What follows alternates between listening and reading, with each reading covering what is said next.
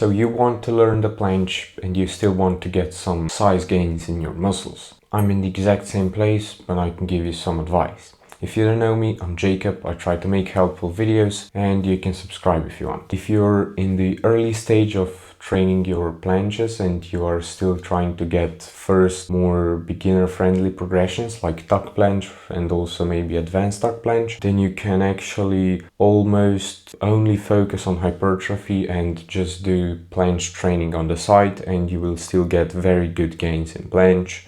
They will be a little slower, but you will be able to optimize your training for size, and that's really good. I would even argue that it's probably better to do some hypertrophy work for the shoulder flexors and for the serratus anterior in your early stages of planche training, because bigger muscles are stronger muscles, and if you have bigger muscles that are usually limiting factors in the planche training, you have a higher chance of succeeding. The good news is that the exercises that are kind of specific to planche training are also good for hypertrophying your front delts. For example, we can take a look at the pseudo planche lean push-up. It's very specific for the planche training and it trains your shoulder through the very good range of motion in the lengthened position, which means that it's good for hypertrophy. And usually the limiting factor is always going to be your front delts or maybe your serratus sometimes, but your core and other muscles won't be the limiting factor, which means that it will build muscle in the shoulder. Now at this specific example, if you just want to optimize it more for planche training, then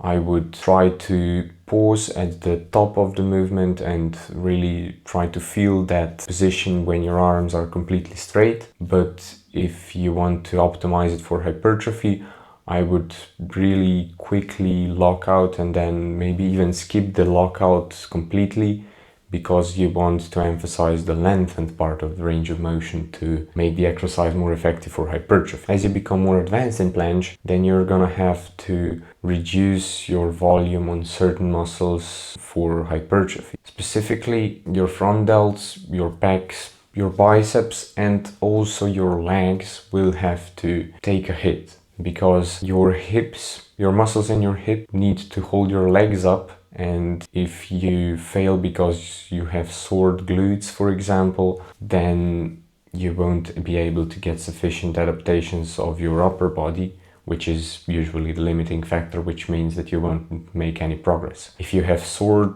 pecs, biceps, or front delts, you also won't be able to hold your progressions, so your training for the planche won't be effective. And when you get to a higher level of planche, so straddle planche training, or just trying to get to the straddle planche like I am now, you will be kind of forced to train the planche more frequently, because with only twice a week you won't be able to get the sufficient adaptations. This means that if you want to train it like 3, 4, 5 times a week, you won't be able to do any hypertrophy training for those muscles that are active in planche, because they will just hinder your workouts. Now, how to not lose all the gains? I think this is just a speculation, by the way, that if you just do planche training, you will get sufficient stimulus for your pecs and your front delts to just maintain them. You will also get at least sufficient stimulus for your forearm flexors with just doing pull-ups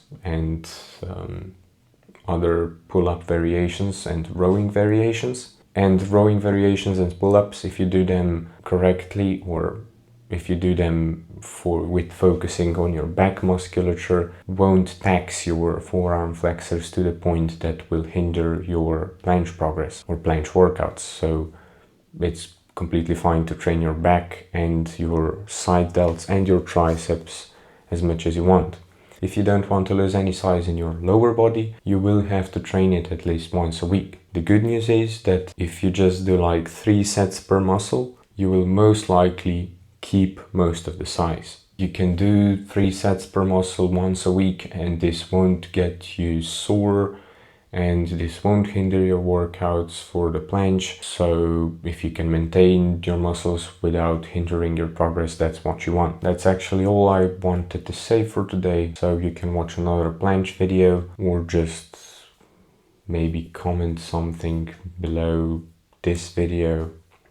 That's it. Bye.